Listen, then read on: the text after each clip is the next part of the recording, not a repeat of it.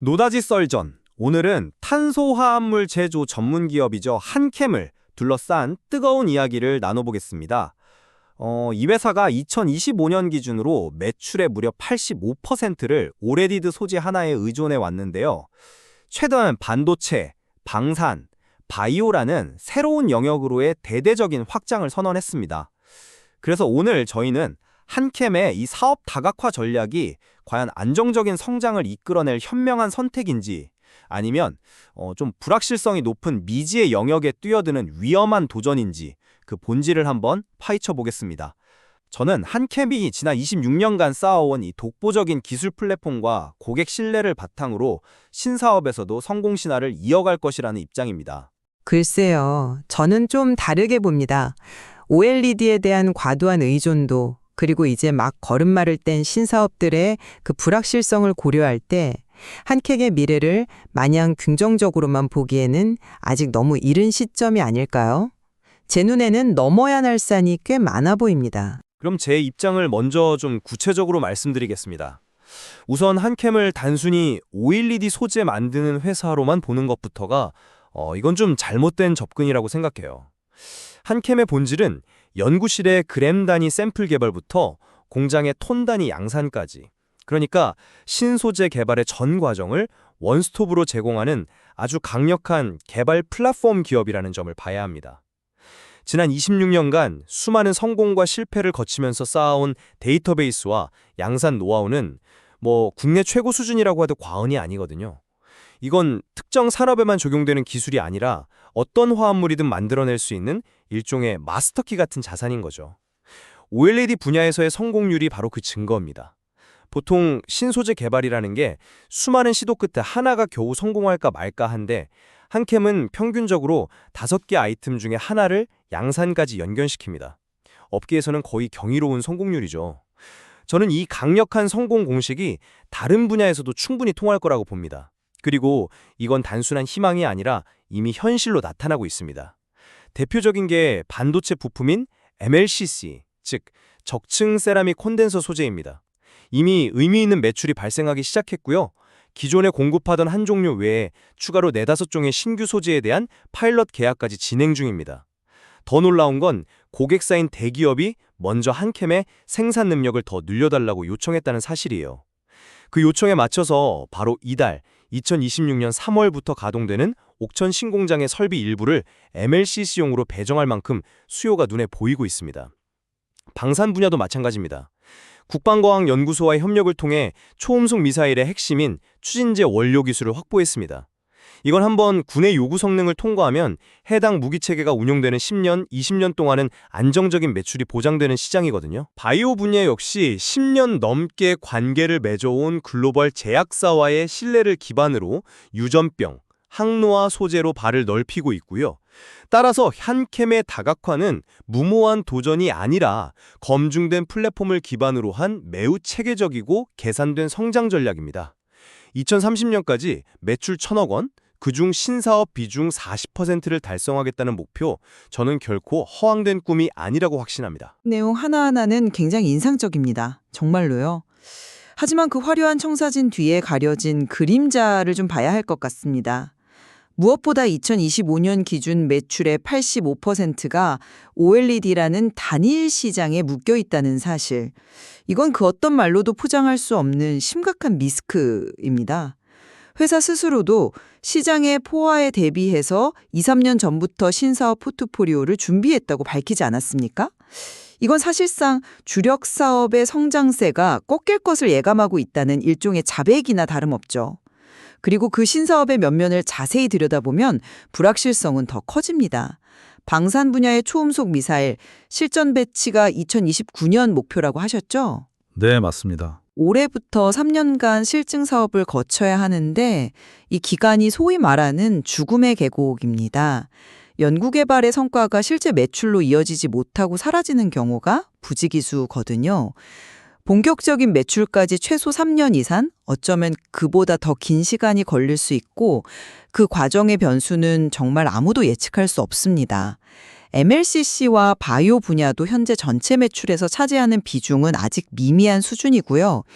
연간 300억 원이 넘는 OLED 매출의 빈자리를 채워줄 만큼 성장하려면 앞으로 얼마나 많은 시간과 투자가 더 필요할까요? 결국 지금 한캠의 이야기는 한 종목에서 성공한 챔피언이 전혀 다른 규칙의 새로운 린에 올라서는 것과 같습니다. 과거의 승리 공식이 과연 여기서도 통할까요? 저는 좀 회의적입니다.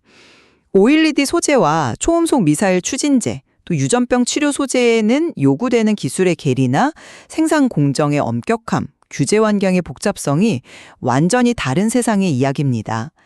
OLED 분야에서 특정 고객사와 쌓아온 그 성공 경험이 다른 산업에서도 그대로 복제될 것이라고 기대하는 건 너무 순진한 생각일 수 있다는 거죠.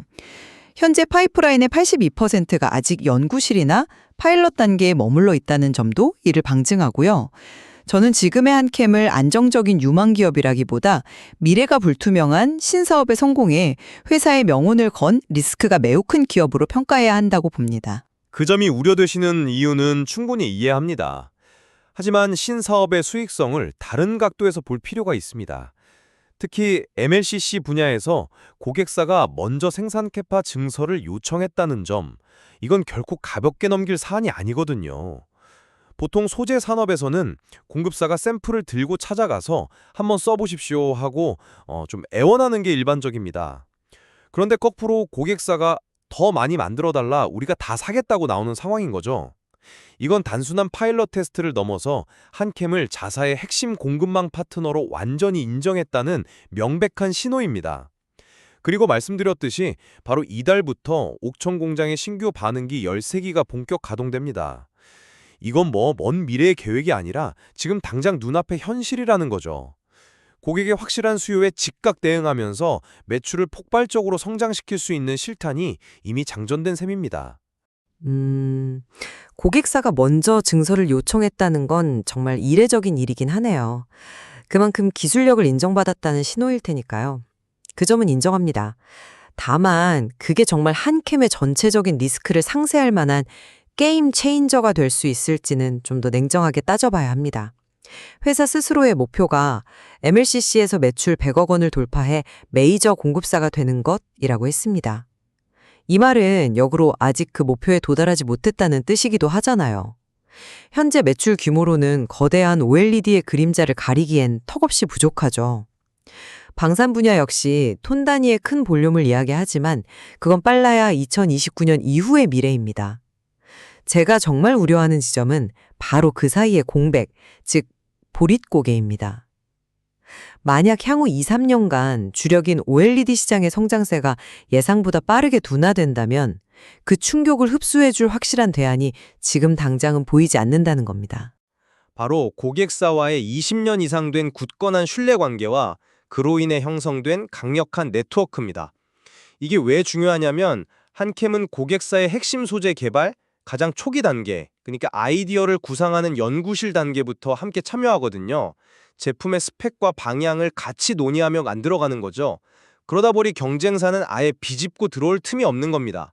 테스트 기회조차 얻기 힘든 구조가 자연스럽게 만들어지는 거예요. 이 신뢰 자산이라는 것은 OLED든 방산이든 바이오든 분야를 가리지 않고 동일하게 강력한 힘을 발휘합니다. 새로운 분야의 고객사들 역시 OLED에서 저렇게 오랫동안 핵심 파트너로 일해온 회사라면 믿을 수 있겠다는 그 평판을 보고 한캠의 문을 두드리는 것이죠. 이것이 바로 한캠의 핵심 역량이 다른 분야로 성공적으로 전이될 수 있다고 보는 가장 큰 이유입니다. 하지만 그 신뢰라는 것이 과연 기술의 차이라는 그 거대한 벽을 뛰어넘을 수 있을까요? 예를 들어 OLED 디스플레이 패널사와 미사일 체계 종합 기업이 요구하는 신뢰의 종류와 기술 검증의 깊이는 완전히 다를 텐데 이 간극을 어떻게 메울 수 있다고 보시는 건가요? 오히려 저는 다른 측면에서 리스크를 봅니다.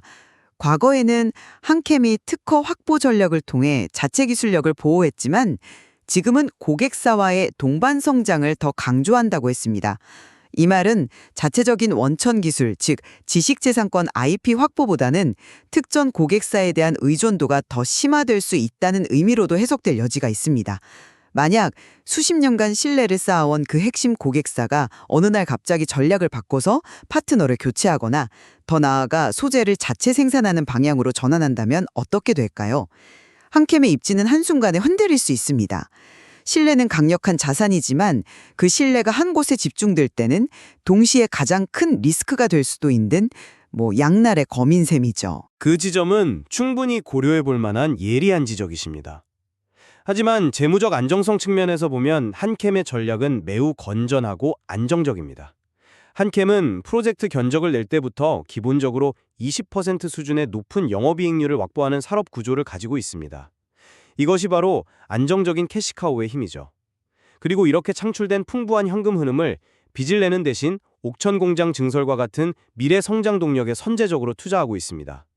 외부 자금에 의존해서 무리하게 사업을 확장하는 것이 아니라 스스로 벌어들인 돈으로 착실하게 성장하는 매우 건강한 선순환 구조를 만들고 있는 겁니다.